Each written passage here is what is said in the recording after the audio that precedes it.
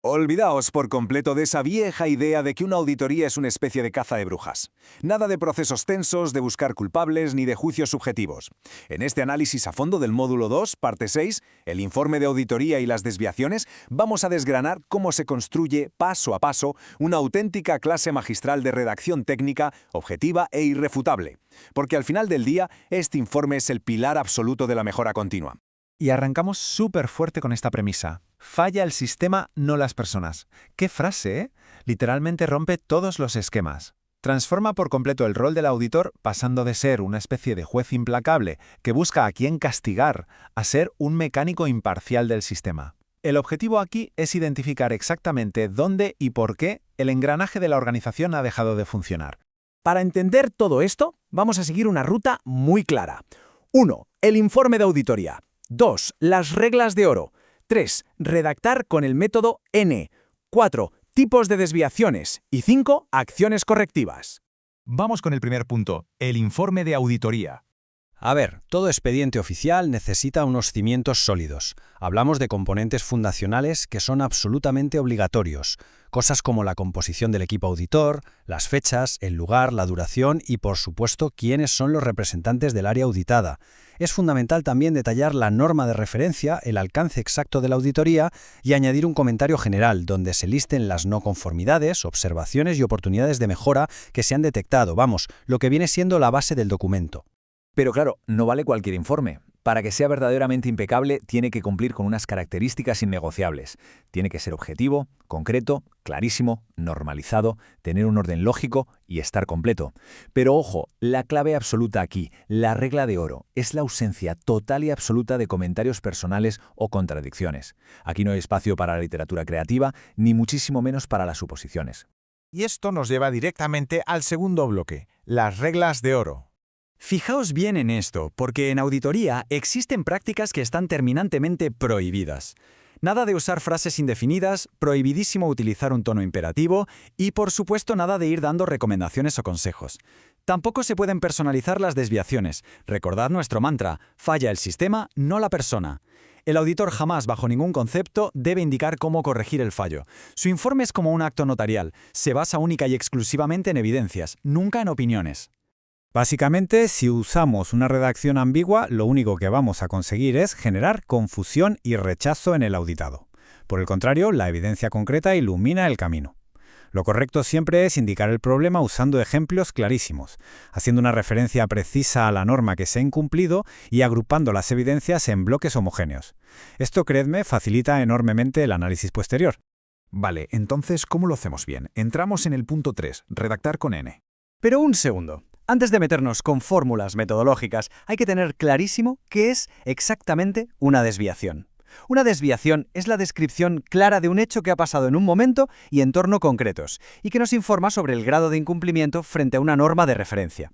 Repito, su propósito no es castigar a nadie, es servir de brújula para saber cuál es el estado real de conformidad en la empresa. Y aquí es donde entra en juego la famosa fórmula N. Es literalmente el núcleo de una redacción a prueba de balas y se sostiene sobre 3 pilares. La E es de escala, nos dice la extensión o la gravedad del incumplimiento, lo cual es vital para saber qué priorizar. La N es de naturaleza, es la referencia súper exacta al procedimiento que no se está cumpliendo. Y la segunda E es de evidencia, el dato puro, donde se aporta la prueba irrefutable. ENE, escala, naturaleza y evidencia. Cuidado con una cosa, el lenguaje absoluto es el peor enemigo de la objetividad. Afirmar tan alegremente en ningún registro aparece o no se ha podido verificar nada es un riesgo inmenso. ¿Por qué? Pues porque, seamos realistas, es imposible revisarlo absolutamente todo. El cambio correcto es usar frases precisas como «no se presenta evidencia de» o «en los registros analizados». De esta manera, el auditor solo se hace responsable de aquello que, efectivamente, ha examinado con sus propios ojos. Vamos a aterrizar esto con un ejemplo. En la práctica, un informe desastroso diría algo así como «se deben cumplir los pasos de producción porque los operarios del turno de tarde rara vez lo cumplen». Eso es subjetivo, es acusatorio y francamente es inútil. La aplicación correcta del método N sería, en ocasiones no se encuentran evidencias del seguimiento de la operación de ajuste previo que indica el procedimiento PG0-8, como por ejemplo días 5 y 26 de mayo en la máquina I3. ¿Lo veis? Cero culpas a personas, solo hechos operativos contundentes. Sabiendo ya cómo redactar, pasamos al cuarto punto, los tipos de desviaciones. Aquí la mentalidad lo es todo. Hay que ponerse el sombrero de investigador imparcial. Descubrir una no conformidad jamás debe verse como un drama o un evento negativo. En realidad es una autoverificación del sistema. Es fundamental reportar lo que está mal, explicando siempre el requisito que se incumple. Así evitamos inventarnos reglas sobre la marcha. En el fondo, es una tremenda oportunidad positiva para la mejora continua. Y para clasificar estos hallazgos de forma limpia y superneutral, tenemos una estructura clara. Una no conformidad grave es, por ejemplo, un error repetitivo, un incumplimiento voluntario sin justificación o algo que ya ha provocado una queja formal del cliente. Luego está la no conformidad leve, que es un fallo muy puntual y que el cliente no llega a detectar. Y por último tenemos la observación, que se usa para pequeñas desviaciones que suponen un riesgo a futuro, pero que ahora mismo no afectan gravemente al sistema.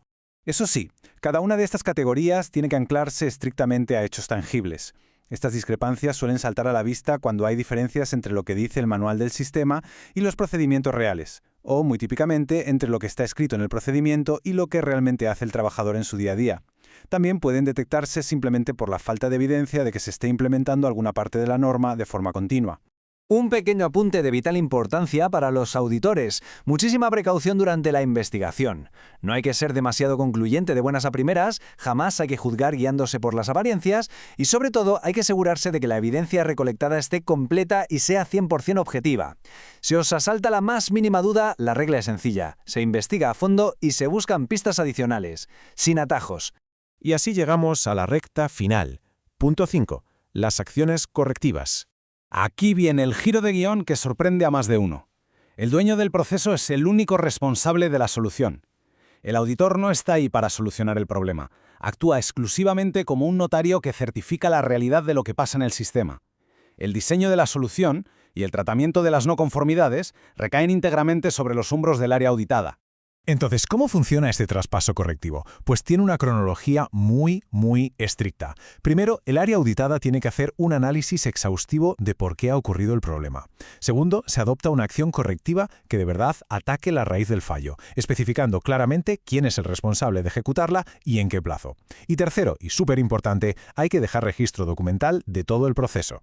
Para que quede clarísimo, la separación de roles es absoluta una vez que se entrega el informe. El auditado es el que reconoce el fallo, el que investiga la causa, anota, comunica y finalmente adopta la acción. ¿Y el auditor? Pues el auditor, un tiempo después, simplemente vuelve para revisar si esa acción ha sido eficaz. Se mantiene esa línea divisoria súper estricta para garantizar la total objetividad del proceso. Bueno, para cerrar esta explicación os dejo con una reflexión. Si realmente aplicamos la lógica de que es el sistema el que falla y no las personas, y si logramos redactar desviaciones totalmente objetivas usando el método N, ¿qué nos revela realmente un informe de auditoría sobre la cultura de transparencia de una empresa?